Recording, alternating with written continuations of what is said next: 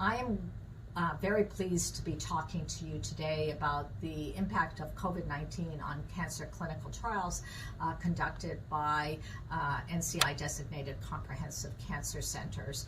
My discussion is going to be based on a paper that Dr. Divya Gupta, Dr. Shumei Kato, and I published in the Journal of Immunotherapy and Precision Oncology on this important subject matter. The impact of COVID pandemic on cancer clinical trials has led many National Cancer Institute centers to curtail non-essential trials and reimagine the way cancer care is delivered. A previous study found that the pandemic in its earliest stages was correlated with decreased enrollment in NCI-sponsored cancer clinical trials, particularly in areas most affected by COVID-19. Likewise, a survey of clinical programs conducted by ASCO in late March revealed that roughly 60% of respondents' programs paused screening and/or enrollment for certain clinical trials and stopped research-only visits, except those providing cancer treatment. No study had previously collated information on the influence of COVID-19 on individual NCI-supported cancer centers, and that is exactly what we set out to do. So we searched all NCI-designated comprehensive cancer centers' websites for information about their response to COVID-19.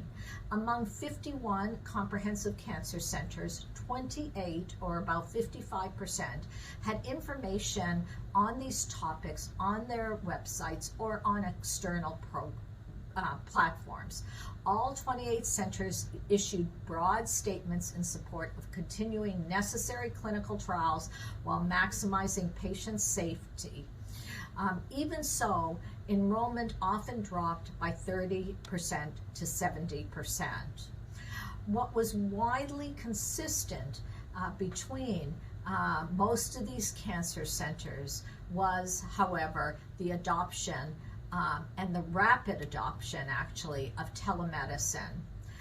Following the pandemic, the increased reliance on these changes, such as telemedicine, may be prudent to continue, considering that less than 5% of adults with cancer enroll in cancer clinical trials owing to barriers to trial participation.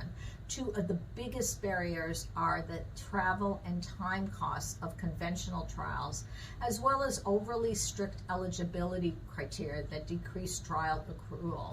Therefore, in conclusion, COVID's enduring legacy may include some positive aspects, such as the decentralization of clinical trials and the adoption of telemedicine in order to help keep patients with cancer at home with their families. Thank you.